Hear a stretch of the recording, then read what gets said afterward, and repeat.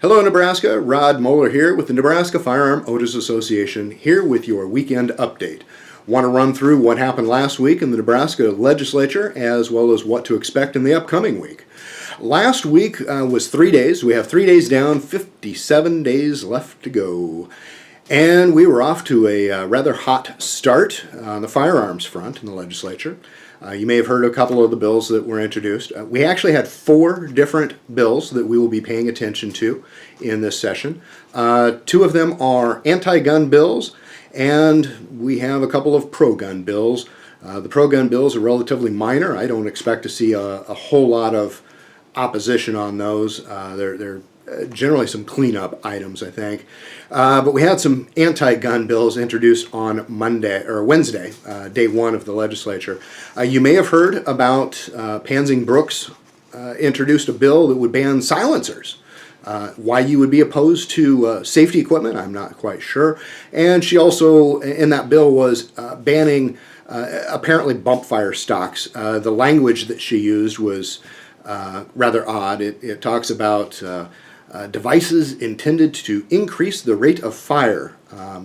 I'm sure that she thinks that bump fire stocks falls into that category, though I think we could probably challenge that on a technicality, because I don't know that it really increases the rate. It just makes a technique maybe perhaps easier to perform, but we really don't increase the rate of fire. Let's see what the other bill was.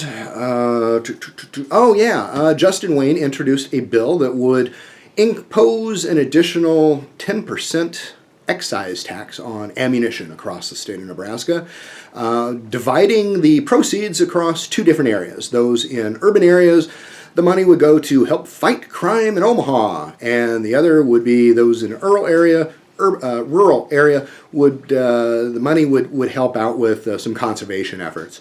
Don't view this necessarily as an anti-gun senator. I've seen Justin, the way he does things, he generally is supportive of the Second Amendment. I really see this as a revenue opportunity more than an anti-gun opportunity. However, I still oppose the bill. Obviously, it's terrible. We pay enough taxes. We don't need to pay more. We're already paying, most of you know, 11% excise tax at a federal level on top of sales tax. And I mean, who knows how many additional taxes are probably in here. But obviously, we're very much opposed to it. I don't necessarily view the introducer as being anti-Second Amendment. But we definitely oppose the bill. So the other thing to take a look at is what's going to happen next week. Oh, no, I think I have 2 positive bills I didn't mention. Laura Ebke introduced 2 bills. One of them, what was the bill number for you to take? Okay, LB 848 and 849. If you want to look those up online on the Nebraska Legislature website, you can see the full language there. The first one, all it does is add a single word. It's related to the statute that talks about prohibited persons with firearms and other dangerous weapons.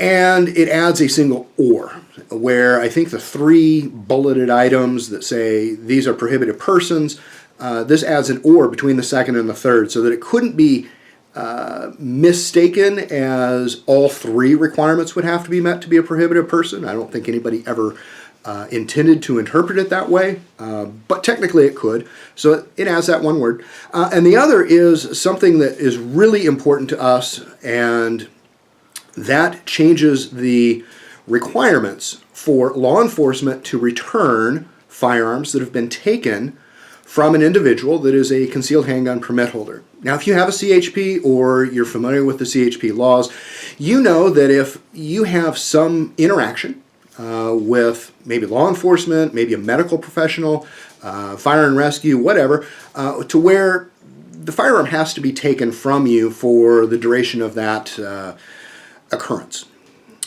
that they are supposed to return at the end of that encounter. But maybe you can't. Maybe you're going to the hospital, so you're unable to actually receive it in return at that point. This spells out more than the current requirement to provide a receipt with make, model, serial number, and all the personalized information there. This mandates that once you are healthy again and can go to retrieve your firearm, that they shall return that to you. This is very important because we have had numerous members and non-members share their stories about police abuses where they have taken a firearm and have just flat out refused to return it. In one case, they even had a court order, and they said, no, we're not going to return it. They keep dragging their feet. We've had several instances where this happens. Maybe they drag their feet for a couple of months before they finally get around to do it. That's unacceptable. This bill addresses that wrong, so that's a very important bill for us. Moving on to next week, a couple of priority bills not related to us, I believe, are going to be up. I think the helmet bill might be one of them. If not, it's coming up real soon. The other thing is, I think Carol Blood's bill that would be increasing the handgun purchase certificate from $5 to $25. That should be coming up for debate on the floor pretty soon as well.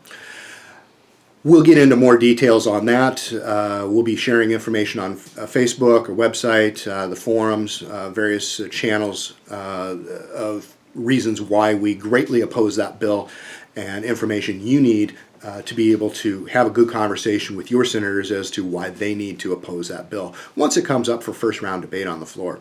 That's it for next week. Pay attention to our Facebook page as things come up. We will share that with you on the Facebook page, and I'll give you another weekend update next weekend.